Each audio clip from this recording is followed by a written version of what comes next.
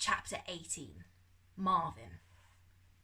Downstairs, Pickering was trying to glare at Humphrey, but his eyes kept closing. "I think it's time for bed," he said, pushing his chair backwards. "Good idea," Humphrey yawned. "Big day tomorrow." "Yes, glorious day." Pickering slumped forwards. "Pickers, you've fallen asleep with your face in your noodles." "No, I haven't." Pickering sat up, a noodle stuck to his forehead. Humphrey got up and Pickering tried to stand too. "Ugh, this room is spinning. That champagne has gone to my head." The cousins staggered out of the kitchen and upstairs. "It's a bit like chopping down a tree," Bertolt said to Darcus, pushing his glasses up his nose, "except more complicated, because we want some bits to fall down and some bits to stay up." He and Darcus were kneeling on the floor, poring over the architectural plans of the building that Uncle Max had given them. Newton bobbed about above Bertolt's head, while Baxter sat calmly on Darcus's shoulder, resting. They were surrounded by beetles, gathering about them on the floor and up the walls. "This bit of floor first," Bertolt moved his finger to the ceiling above Pickering's bedroom. "Then this bit, and so on." Darcus looked at the best beetles and the Asian longhorn. "Is it clear what you and your larvae need to do?" The beetles buzzed and clicked to show that they understood. "Good. Then you need to take your larvae up to the joists in the attic and start eating." He watched the furniture, deathwatch and powder post beetles scurry after the best beetles. "Those of you eroding iron and metal," Bertolt said, "or breaking down cement and brick, your task is harder, so I've made something to help." Blister beetles, bark beetles and bombardiers shimmied forward as Bertolt pulled a cardboard box out of his bag and lifted the lid. Inside were 4 blue tubes with long fuses. "Where did you learn to make bombs?" Virginia asked, looking over his shoulder.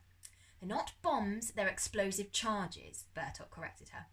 "What's the difference?" Darcus asked. "Explosive charges are controlled chemical reactions in a confined space. The beetles will make a hole, wedge one of these into it, and I'll trigger it from a safe distance. There's one for each floor." "You're a total pyromaniac," Virginia said, sounding impressed. "You going to be all right? You know, with all the beetles?" Darcus asked. "I'll be fine," Bertolt smiled. "Newton's made me see I was being silly. I'm not frightened of them anymore." Darcus patted his arm and then froze as he saw the door handle turn. "The door's locked." Humphrey half-heartedly threw his weight against it. "How can that be? We got it open, Pickers. I can't get into my bedroom." "I don't care," Pickering muttered, concentrating on putting one foot in front of the other as he pushed himself upstairs to his own bedroom on the next floor. "Where am I going to sleep?" Humphrey stumbled after his cousin. "I'm not sleeping on the floor again." With a great lurch, Pickering threw himself into his bedroom and collapsed onto his bed, instantly unconscious. "What about me?" Humphrey blundered in and sat down on the end of Pickering's bed with a crash, lifting the other end several feet off the floor. Pickering didn't move, and Humphrey fell asleep with his head against the wall, oblivious to the fact that he was sitting on Pickering's legs. As soon as they heard Humphrey's snores, Darcus and Virginia moved the armchair and crept up to the 3rd floor to check on the cousins. "Look at this," Darcus whispered, standing in the doorway of Pickering's bedroom. Virginia hung back. "They might wake up," she mouthed. Darcus shook his head and beckoned her over. "No, look." Virginia came and peered over his shoulder. "Oh, ouch, that's going to be uncomfortable in the morning," she said, seeing Pickering's shins underneath Humphrey's backside. "I know," Darcus grinned. "Pity I won't be there to see it." He thought about what he was about to do and felt a surge of energy rush up through his chest.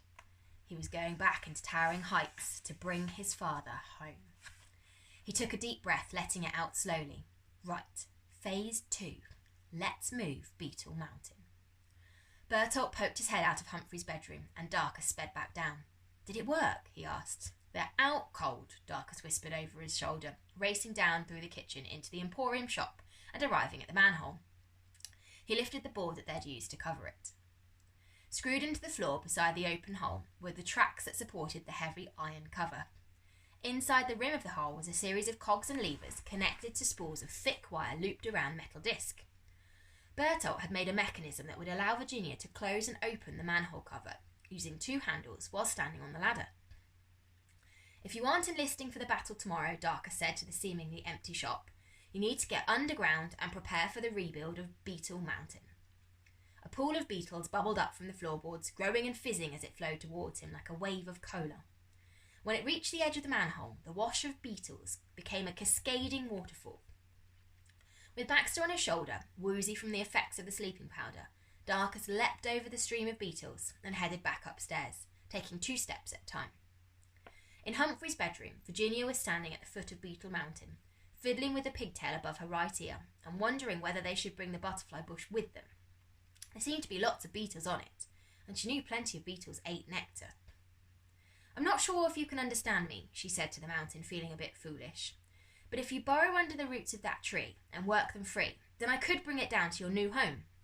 "They can understand you," Bertot reassured her. He was right.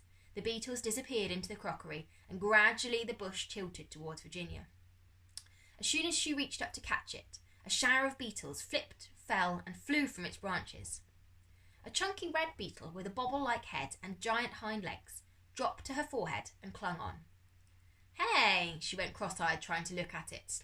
"How am I supposed to put this tree down with a frog-legged leaf beetle like you hanging on my face?" Virginia bent her knees, carefully lowered the butterfly bush to the floor. She held her hand up to the bridge of her nose. "Want to ride down?" The beetle crawled onto her hand.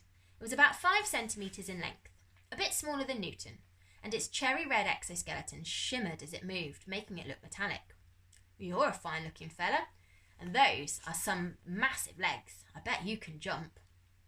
The red beetle shook its head and crawled off the edge of Virginia's palm, hanging upside down from the back of her hand, all 6 feet clinging to the surface of her skin, as if held on by suction pads. "Oh, I get it. You think you're Spider-Man," Virginia chuckled. "Or Spider-Beetle, I should say. Though you look more like a poisonous tree frog." She flipped her hand over so the beetle was standing the right way up. "Humans can go upside down too, you know." She carefully put the beetle onto the butterfly bush and leapt backwards, throwing her arms over her head and dropping into a crag. She flicked her legs up into a handstand. "See?" "Very impressive," Bertot clapped.